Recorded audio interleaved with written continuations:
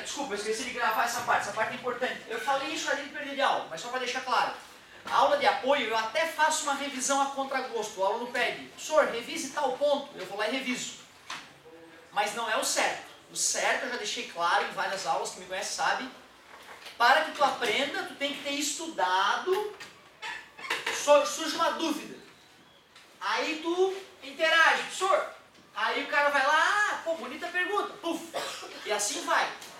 Com aula e o aluno assistindo, isso não existe aprendizagem assim, não existe, é nulo. Tanto que se só a aula funcionasse, tu está tirando 10 nas provas, porque eu conto exatamente como é que é tudo antes da prova. E a galera vai mal, isso mostra que a minha aula não funciona.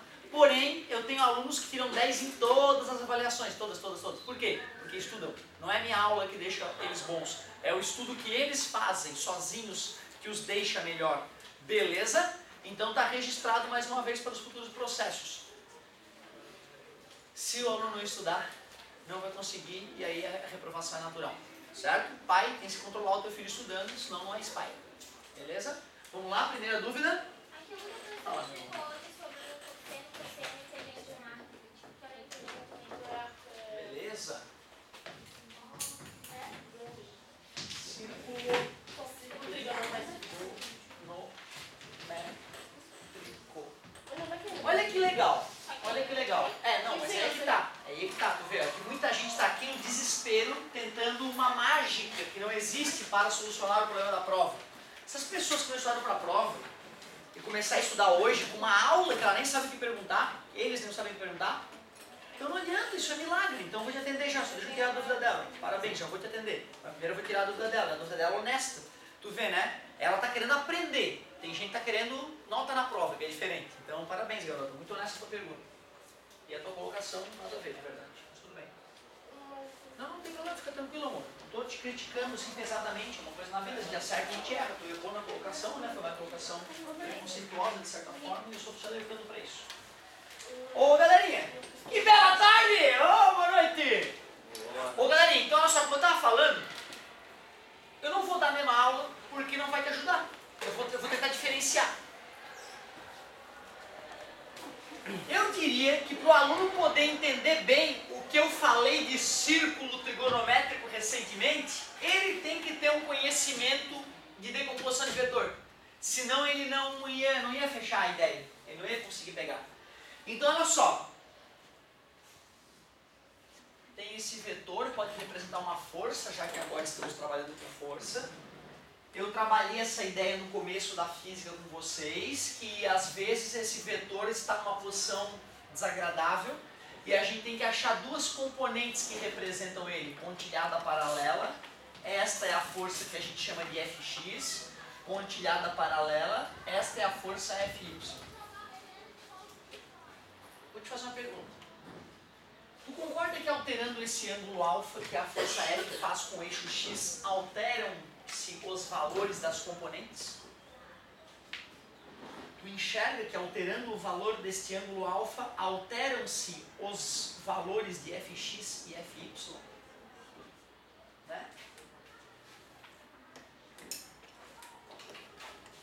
Mesmo que eu mantenha o mesmo tamanho do vetor F, ó, certo?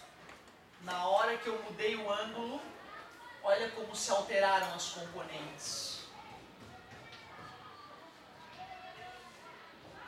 Quando eu aumentei esse ângulo, o que aconteceu com as componentes? Fx, o que aconteceu com a componente Fx? E com a Fy? Qual seria o ângulo para que a Fx ficasse com o maior valor possível, a Fy com o menor valor possível? Vou perguntar de novo. Qual deveria ser o valor do ângulo para que Fx ficasse com o maior valor possível e Fy com o menor valor possível, portanto? Teria que deitar... Zero. Parabéns, garoto. 0 grau. Tu consegue enxergar o que eu disse? Qual seria o valor de Fy quando o ângulo for 0? 0, tu falou, né? Olha que legal.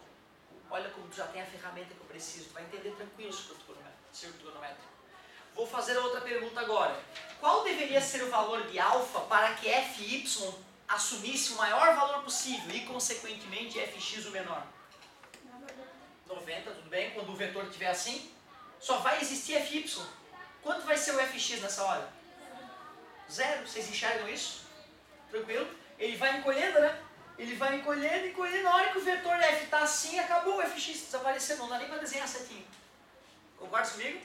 Beleza. Olha como o círculo trigonométrico estava relacionado com uma coisa anterior, que é decomposição de vetor. Muitos alunos não entenderam isso aqui. Não acertaram uma nas questões das provas. Esses alunos vão ter muito mais dificuldade, vai virando uma bola de neve, de entender esse círculo trigonométrico. Tu vê, eu usei isso para revisar a ideia de projeção. A projeção do vetor f no eixo x nós chamamos de fx. A projeção do vetor f no eixo y nós chamamos de fy. Tranquilo até aqui? Círculo trigonométrico. Eixo x, eixo y.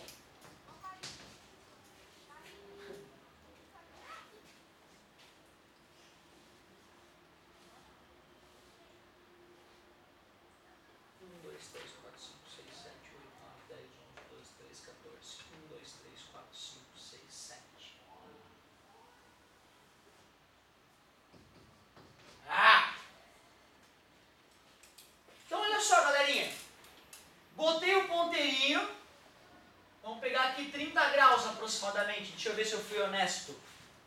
Ó, não, foi menos, foi uns 29, 28, 27, 25.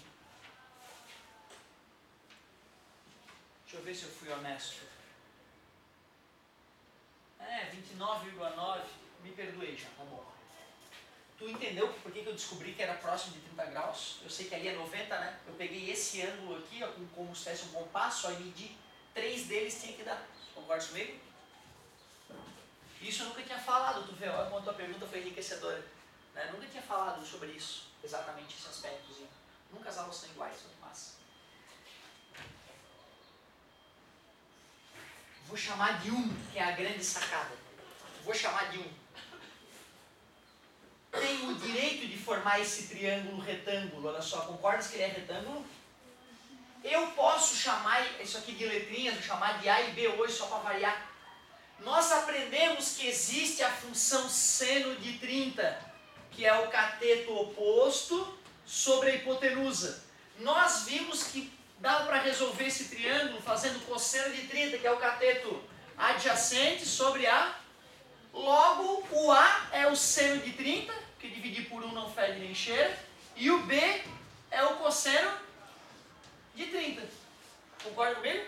Pô, isso aí é o básico que a gente estava vendo antes. Aí o cara pensou, pô, que legal, tive uma ideia massa pra caramba. Eu vou desenhar o ponteiro do círculo trigonométrico, e para ser círculo trigonométrico já se supõe que isso vale 1 no mundo todo. E aí eu vou fazer como era vetor, eu vou pegar isso, fingir que isso aqui era um vetor, ó, vou fazer uma pontilhada, esse vetorzinho aqui é o A, não é o A? Concorda que isso aqui é igualzinho a isso aqui? É o seno, cara, é o seno de 30. Este vetorzinho, esse tamanho, se tu preferir, já que não é vetor, esse vetor só para... É o seno de 30. Vou fingir que isso aqui é um vetorzinho, vou decompor. Eu vou fingir que esse vetor B... Quem é o B? Deixa eu ver. Olha, é o cosseno de 30. Caramba! Que legal! O que acontece se eu aumento o ângulo um pouquinho?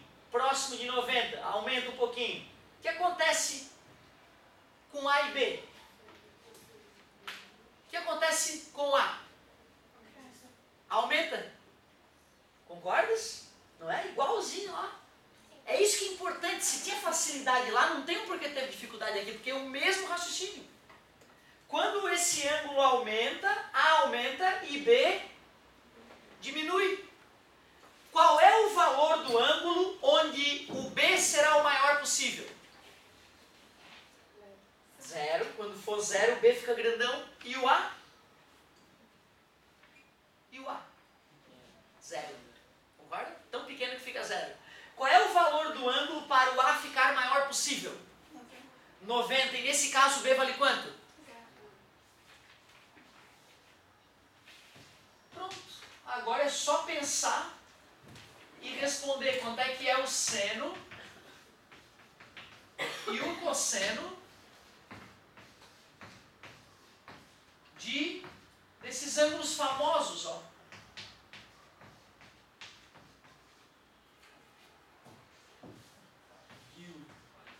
Arromba sempre, não tem jeito, não merece, tá vivo. Eu me vejo sendo vadio e fico puto comigo mesmo. Vadio é um bicho nojento, já fui muito vadio na minha vida, isso não vale a pena. Tem que ter medo do trabalho, gente. Aí, ó.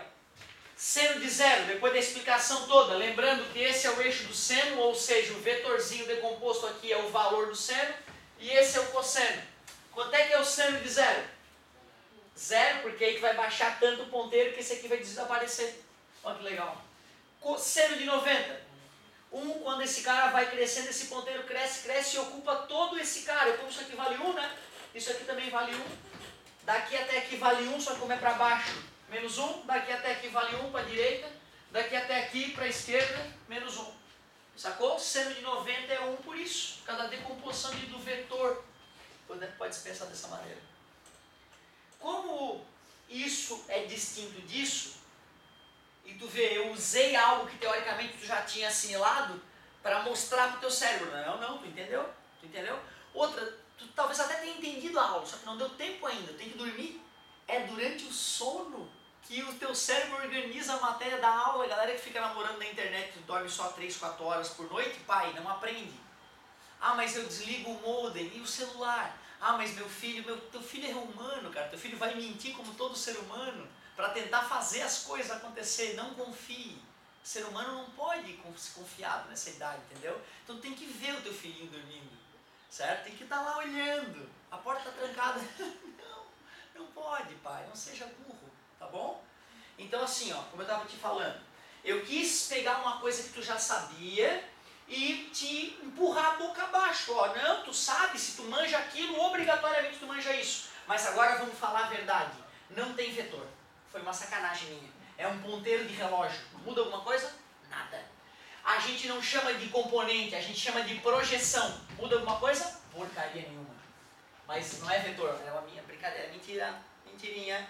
Então, ó, é um ponteiro que indica um ângulo no círculo trigonométrico, como um ponteiro de um relógio indica as horas. E esses tamanhos não são vetores, são a projeção no eixo, a gente chama de, de tal forma que a gente passa a denominar de eixo dos senos e eixo dos cossenos. Sacou? Vamos pegar aqui, seno de 180. 180 é aqui, projeção desse ponteiro no eixo do seno. Não dá nada, zero. Seno de 270. Como a projeção ocupa o próprio eixo do seno, em 260 graus, o seno é menos 1. Talvez o ideal, às vezes, para o aluno, porque eu sinto que quando o vetor está no próprio eixo, o aluno às vezes não enxerga a decomposição. Aí eu gosto de fazer uma coisa próxima, entendeu? Para o aluno enxergar, ó, que para esse ângulo o seno era aquele tamanho ali, o cosseno era esse tamanho aqui, ó.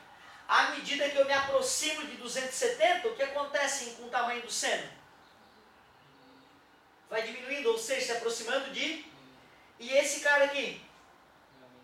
Vai aumentando, se aproximando de zero, no caso, né? Ou de 1, se tu preferir, né? Mas tu viu que perigoso a maneira como tu falou? As pessoas só vão compreender o que o amigo falou se tiverem muita noção de números inteiros ali, né? Porque tu viu, né? Vou perguntar de novo para ver se a galera tá ligada. À medida que este ângulo, que aqui vamos supor que fosse uns 230 graus, à medida que esse ângulo se aproxima de 270, o que acontece com o módulo do seno? Aumenta. Beleza? Tranquilo? E o que acontece com o módulo do cosseno? Diminui, se aproxima do zero. Ele falou que diminuía e que aumentava. Alguns podem ter estranhado. Diminuía porque estava ficando cada vez mais negativo, né? E esse aqui aumentava, embora o tamanho estivesse diminuindo, aumentava porque estava deixando de ser negativo, certo? Então, é um detalhe interessante esse, ó. Basta aplicar o conhecimento de composição de vetor no círculo trigonométrico, o cara vira o rei do círculo trigonométrico. Cosseno de zero. Tu vê, ó, botar o cara no zero talvez te atrapalhe para enxergar, mas aí pode pensar assim, ó, se está ocupando todo o eixo do cosseno, é porque vale 1. Está ocupando que parte do eixo do seno? Nada, né? Por isso que o seno de zero é 0, enquanto o cosseno de 0 é 1. Outra dica, eles são alternados quando um é 1 e vice-versa. Então, se tu sabe de um deles, tu sabe do outro. Concorda comigo? O aluno que é totalmente cabeça de bagre em matemática, ele decora seno 0, 1, 0 menos 1.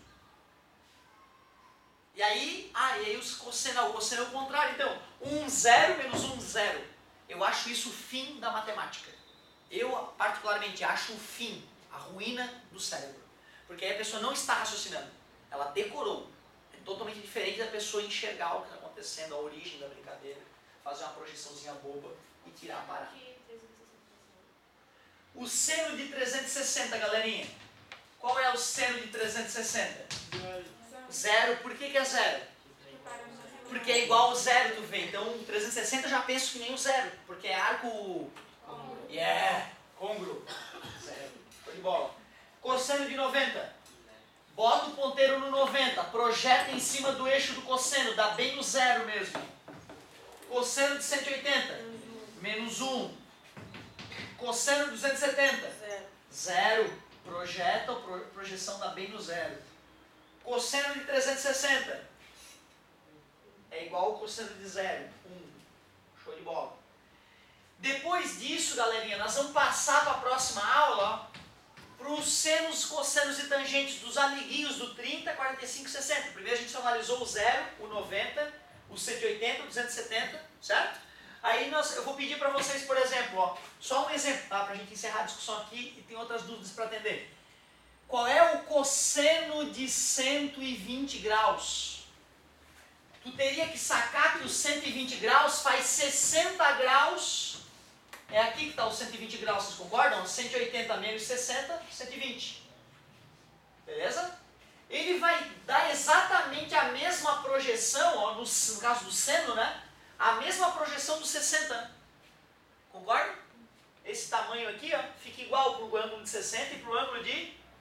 Logo, o seno de 120 é igualzinho ao seno que tu pega na tabelinha, raiz de 3 sobre 2. Mas olha o cosseno, dá uma olhada no cosseno.